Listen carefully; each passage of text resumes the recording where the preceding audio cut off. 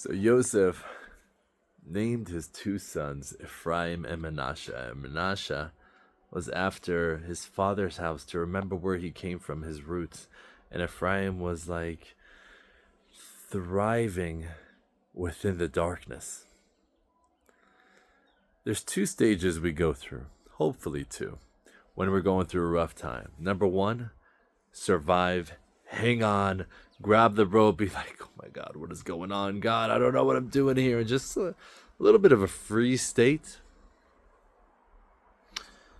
After that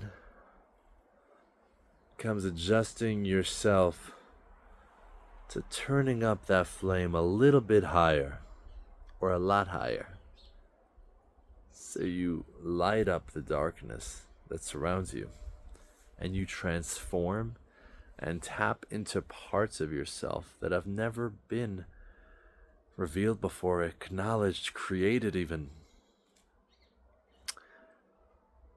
We see that when he called Ephraim and Manasseh to give a blessing, Yosef gave them under his father's hands. His father's a little blind at that point. And what does Yaakov do? He blesses them, but he switches the hands. And Yosef's like, no, Dad, maybe you thought he was under my hands, that you had to switch. And he answered, I know, my son, I know.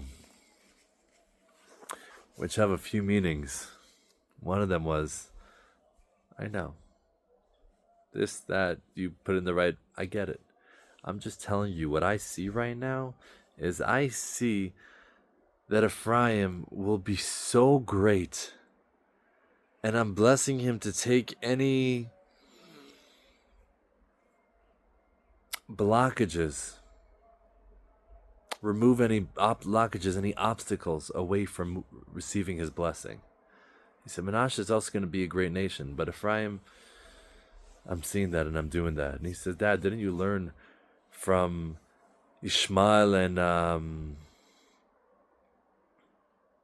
Yitzchak? Didn't you learn from switching me, Yosef, and Reuven taking his portion, and Yaakov and Esav? It never turns out well. There was always a lot of drama that we don't want. Why are you doing this again, Dad? Don't you see the history? Haven't you learned by now that this is not the best thing to do? His dad's like, I see the light, baby.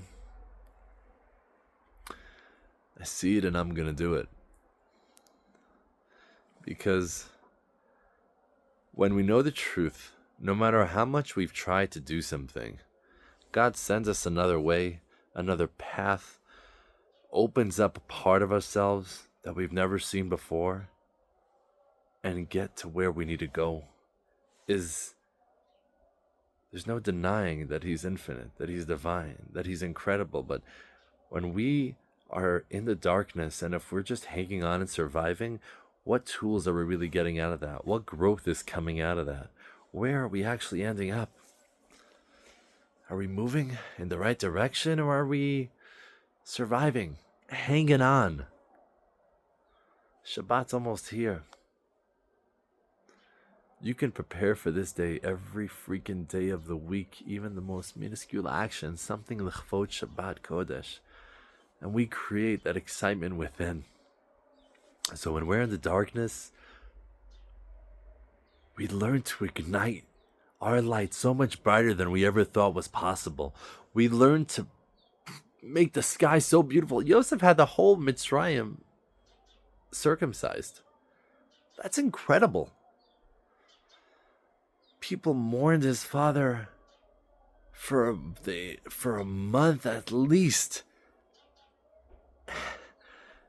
Yosef made a nation that was so full of morality, and obviously went back to not the best ways after Yosef died. But during his time, he transformed the place. He shined his light so bright. Now no darkness can seep into it, no matter how bad the temptations were, no matter how all these gorgeous girls are walking by and just glaring at Yosef because he was so beautiful. Guys, we're in a war.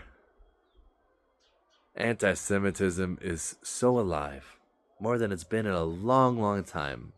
And it was never dead. People are like, oh my God, where did this come from? It was never dead. It always existed, but now it's in style. So people are not hiding it anymore.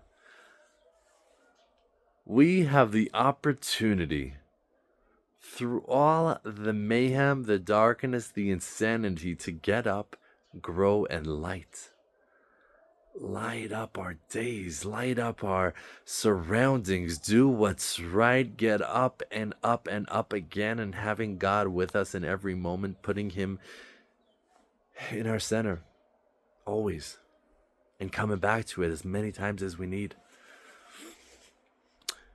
When we're really thriving in the darkness, when we're really being the Ephraim, thriving in no matter what captivity we're going through, and no matter what surroundings or politics, BS, left, right, whatever insanity we are going through that is untruth, that is not going with our values, with our morals, with our godliness, we need to light it up, starting within ourselves, within our families, within our communities, and spread that beautiful light, to light up the darkness, to light up the world, and to bring Mashiach. Have a beautiful Shabbos.